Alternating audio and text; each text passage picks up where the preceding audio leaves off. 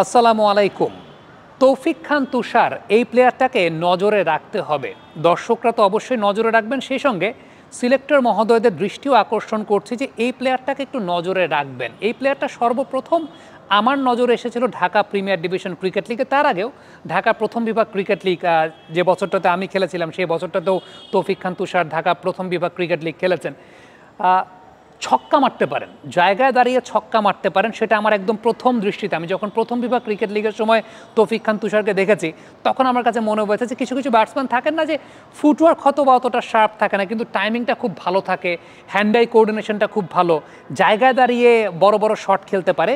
এই বৈশিষ্ট্য জায়গাটা তৌফিক খান তুষারের মধ্যে রয়েছে এবং আজকে যখন ৭৬ রানের ইনিংসটা খেলেছেন আমি ব্যক্তিগতভাবে আসলে খুব খুশি হচ্ছিলাম এবং আমি তার পটেনশিয়ালিটির জায়গাটা জানি। প্রিমিয়ার ডিভিশন ক্রিকেট লিগে খুব সম্ভবত সবচেয়ে বেশি ছক্কা মারার রেকর্ড যাদের রয়েছে লাস্ট প্রিমিয়ার ডিভিশন ক্রিকেট লিগে, তার মধ্যে তুষার ১ বা ২-এ থাকবেন। আমার এই মুহূর্তে ঠিক পরিসংখ্যানটা মনে নেই, বাট তার ব্যাটিংয়ের একটা অন্যতম বড় বৈশিষ্ট্যের জায়গাটা হচ্ছে ব্যাট সুইংয়ের জায়গাটা। একটু খেয়াল করে দেখবেন, আমি দুই ধরনের শটের ক্ষেত্রেই একটু ব্যাট সুইংয়ের জায়গাটা দেখাতে চাই।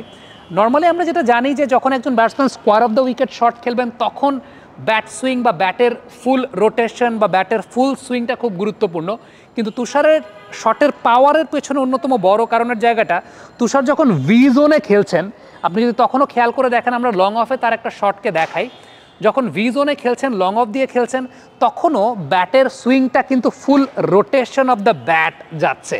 এই যে ফুল রোটেশন অফ দ্য ব্যাট, এইটা কিন্তু আপনাকে অনেক সময় দেখা যাবে যে প্রপারলি টাইমিং হয় নাই, মিস টাইমিং হয়েছে, কিন্তু সেই মিস টাইমিংয়েও বল বেরিয়ে যাচ্ছে। এর পেছনে বড় কারণটা হচ্ছে ফুল রোটেশন অফ দ্য ব্যাট। আমরা যে শটটা দেখালাম যে লং অফ অঞ্চলতে যেটা তিনি মেরেছেন, ফুল রোটেশনটা, এবং নর্মালি লং অফে যখন কোনো ব্যাটসম্যান শট খেলবেন তখন যেটা হয় ঠিক এই জায়গা থেকে যদি আপনি আমাকে দেখেন ডেফিনেটলি ফলো থ্রুটা এরকমভাবে থাকবে বা এই জায়গাটা থাকবে, বাট তুষারের ক্ষেত্রে যে বিষয়টা আমরা দেখতে পেয়েছি, আপনারা আমাকে ফলো করেন এবং আমার পাশে তুষারের এই শটটা যদি আমরা একটু দেখাই, এই যে জায়গাটায় এই যে ব্যাট সুইংয়ের যে জায়গাটা একদম প্রপার একটা ফুল রোটেশন ব্যাট সুইংয়ের, এইটা তার ব্যাটিংয়ের একটা অন্যতম বড় ফিচার। এক একজন ব্যাটসম্যানের তো এক এক ধরনের ফিচারের জায়গা থাকে, এটা তুষারের ব্যাটিংয়ের একটা অন্যতম বড় ফিচার যে ব্যাটের রোটেশনটা, ফুল সুইং এবং রোটেশনটা এটা খুব prominent.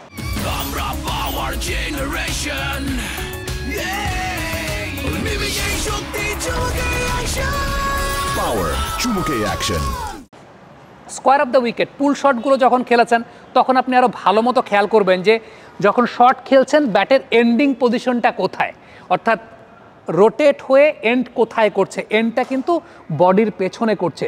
So this is the thing যে একজন ব্যাটসম্যানের যখন শট খেলার পর রোটেশনের পর এন্ডিংটা ব্যাটের পেছনে হচ্ছে, তার মানে সুইংটা পুরো 360 ডিগ্রি সুইংটা তিনি পাচ্ছেন বা কমপ্লিট করতে পারছেন। এইটাই কিন্তু একজন ব্যাটসম্যানের পাওয়ার জেনারেট করতে অনেক বেশি মাত্রায় সহযোগিতা করে।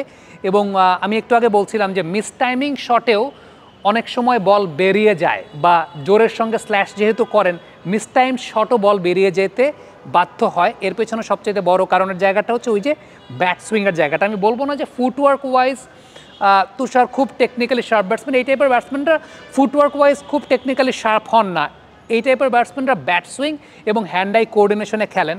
সো এই ধরনের প্লেয়ারও কিন্তু দরকার আছে এবং এই ধরনের প্লেয়ারদের পেট্রোনাইজ করাটা খুব গুরুত্বপূর্ণ, যেটা আমাদের দেশের ক্রিকেটে খুব বেশি হয় না।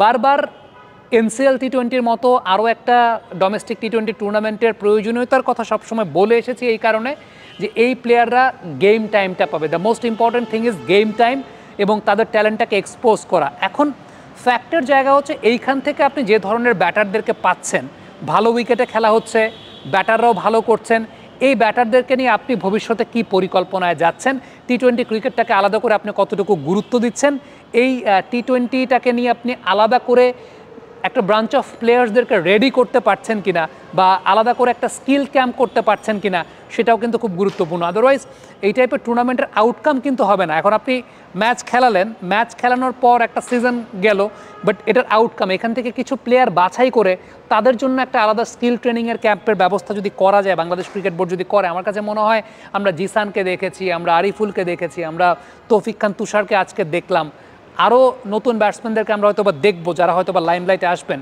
সো এটা খুব ইম্পর্টেন্ট যে এই প্লেয়ারদের কন্টিনিউটিটা বজায় রাখা এবং এদের জন্য আলাদা স্কিল ট্রেনিং ক্যাম্পের আয়োজন করা। Thank you very much. Comment বক্সে আপনাদের মন্তব্য মতামত জানতে চাই।